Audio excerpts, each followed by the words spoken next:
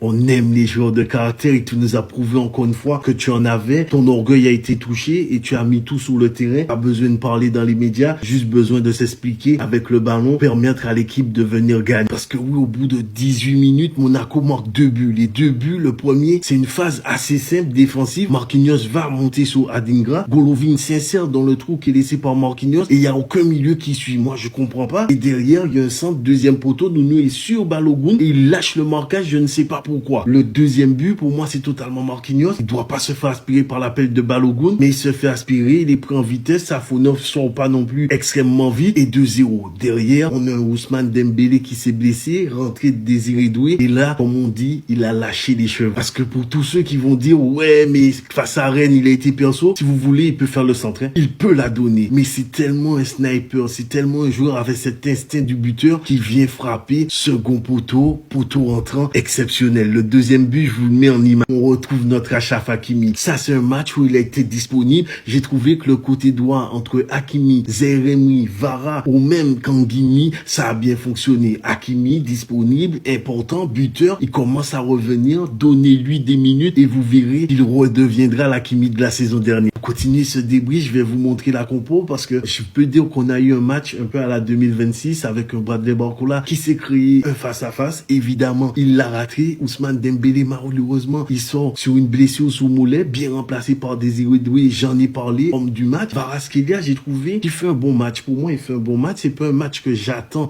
du top de Kvaratskhelia, mais c'est un match qui emmène du danger, qui emmène un penalty. Sur l'action où il joue un peu perso, mais il la joue bien, il passe. Effectivement, son entente avec Zaïre-Emery et Hakimi, j'ai envie de revoir ça. J'ai bien aimé. Zaïre-Emery au milieu de terrain rayonnant. J'ai trouvé qu'il était disponible. Il aurait pu mettre une tête aussi, mais il l'a pas réussi. Il a aussi 2 frappes entrées de surface. C'est intéressant ce qu'il propose. J'ai vu un moment une stat, il était celui qui courait le plus sur le terrain et ça se... Si Warren fait un gros match, Joao Neves et Vitinha ne sont pas en reste. Même si Vitinha manque un penalty ce soir, je crois que ce soir, il faut décider. Pas Nuno, soit Vara qui tire les penalties. Des mecs qui vont te mettre sa pleine lucarne et c'est money in the bank. Joao Neves trouve que dans son impact physique, il fait un bon match, il est présent, il est intéressant et ça peut que lui dire bravo. Nuno Mendes, je l'ai dit, fautif sur le premier but à mes yeux, tout comme Marquinhos sur le deuxième. Pacho, plutôt le défenseur le plus sérieux ce soir. Et j'ai parlé d'Achraf Hakimi qui revient. En tout cas, les gars, continuons à pousser cette équipe. Réglons quelques petits détails, mais croyez-moi qu'au moment où il faudrait être dans le money time, ils seront présents.